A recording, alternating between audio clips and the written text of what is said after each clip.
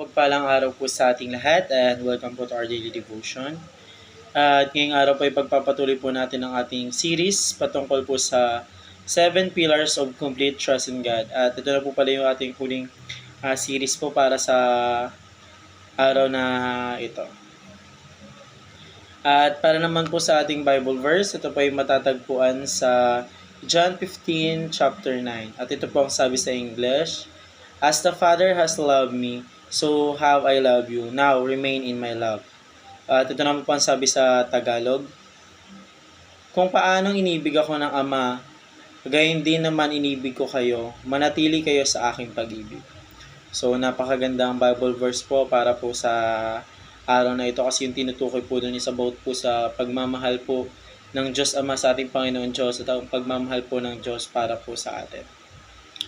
So para po sa ating katuruan ngayong araw, una, the Father's love for Jesus is unbreakable.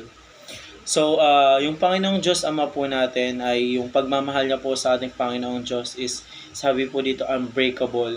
So pag sinabi po nating unbreakable, ito po yung walang makakatiwalag kahit sino man po.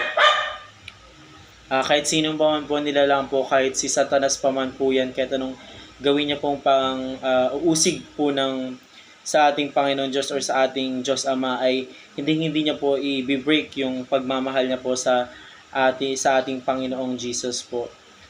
Kasi sabi po dito, the Father's love for Jesus is unbreakable. So, hindi po talaga siya matitiwalag kahit anong mangyari.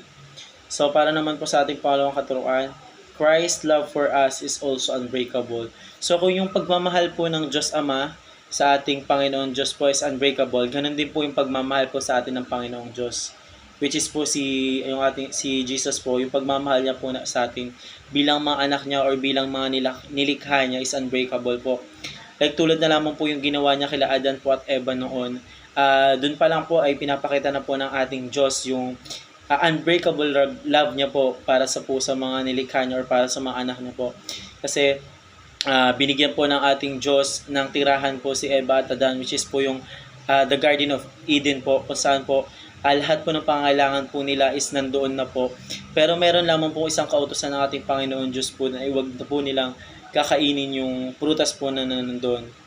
Pero subalit nga po, kinain po yun ng ating Panginoon, kinain nga po yun ni Eva at Adan, at ay pinalayas po sila sa Garden of Eden. Kahit ganun pa naman po ang nangyari, ay minahal pa rin po tayo ng ating Panginoon Diyos. Pinatawad niya po tayo sa lahat ng kasalanan po natin. Like, inalay niya po yung buhay niya po para po sa ating mga anak niya. So, ganun na lamang po unbreakable yung love po ni God para sa atin.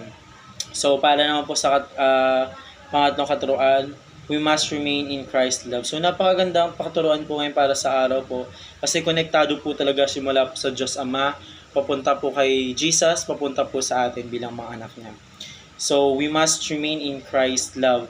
So, tayo po bilang mga anak niya, yung gagawin na lang po natin, dun po sa unbreakable love po ng Panginoong Jesus na binibigay po sa atin, is mag-remain din po tayo na mahalin din po natin si Papa Jesus po tulad ng pagmamahal niya po sa atin. So, ibigay po natin lahat ng mga kaya po natin upang mahalin po yung Panginoong Diyos natin po.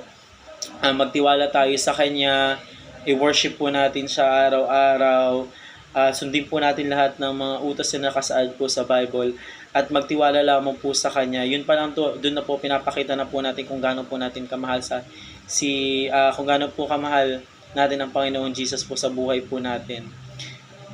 So hanggat maaga pa po, mahalin na po natin ng lubos ang Panginoong Jesus po kasi siya po yung creator po natin. Siya rin po yung naging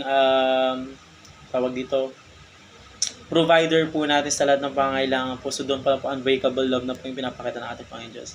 So we must remain in Christ's love. So yun lamang po para sa araw na ito, and maraming salamat po sa pakikinig, and see you po ulit bukas para po sa ating daily devotion.